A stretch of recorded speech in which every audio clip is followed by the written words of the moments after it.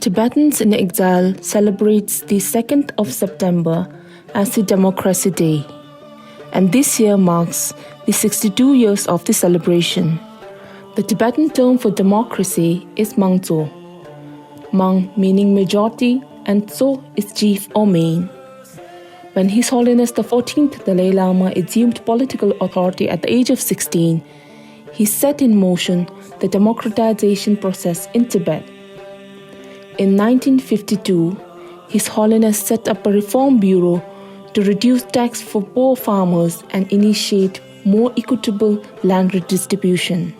The implementation of these progressive reforms were cut short by China's invasion of Tibet, which drove His Holiness the Dalai Lama and thousands of Tibetans into exile in 1959. Soon after his arrival in India, His Holiness established the Central Tibetan Administration (CTA) in Mussoorie, a small hill town in northern India, to collectively represent the Tibetan people living both in their homeland and in exile. A year after, the CTA moved to Dharamsala in Himachal Pradesh. His Holiness then carried out a series of political and administrative reforms. On September 2, 1960, the elected members of the First Commission of Tibetan People's Deputy, now the Tibetan Parliament in Exile, took their solemn oath of office before His Holiness the Dalai Lama. This marked the formal establishment of a democratic government of Tibet characterized by fusion of spiritual and political principles.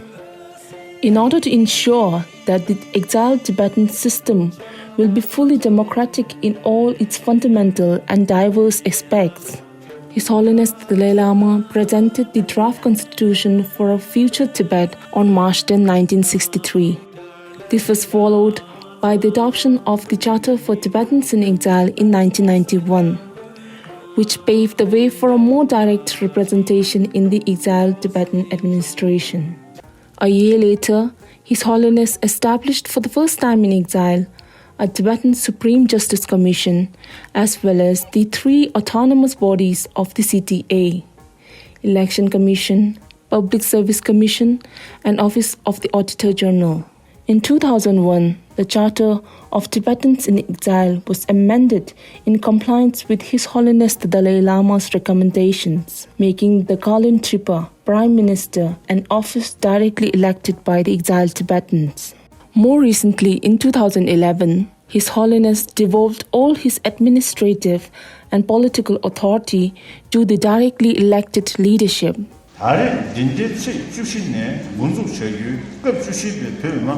During the forthcoming 11th session of the 14th Tibetan Parliament in Exile, which begins on 14th March, I will formally propose that the necessary amendments should be made to the Charter for Tibetans in Exile, reflecting my decisions to devolve my formal authority to the elected leader, thereby establishing an authoritative and stable democratic administration in exile and ensuring its continuity in the Tibetan struggle under a leadership directly elected by the people. As a result of His Holiness the Dalai Lama's vision and tireless work, exiled Tibetans today have a fully functioning democratic system with the elected leadership upheld by the 3 pillars of democracy: the judiciary, the executive, and the legislature. For exiled Tibetans scattered across the globe, this democratic system allows them to participate equally, either directly or through their elected representatives, in the proposal, development, and creation of laws that govern them despite the fact that they live under the law of their respective host country. His Holiness the Dalai Lama's sense of direction has been clear and his commitment to the democracy and non-violence consistent. A widely dispersed Tibetan community in exile spread across this globe now runs its affairs openly and democratically.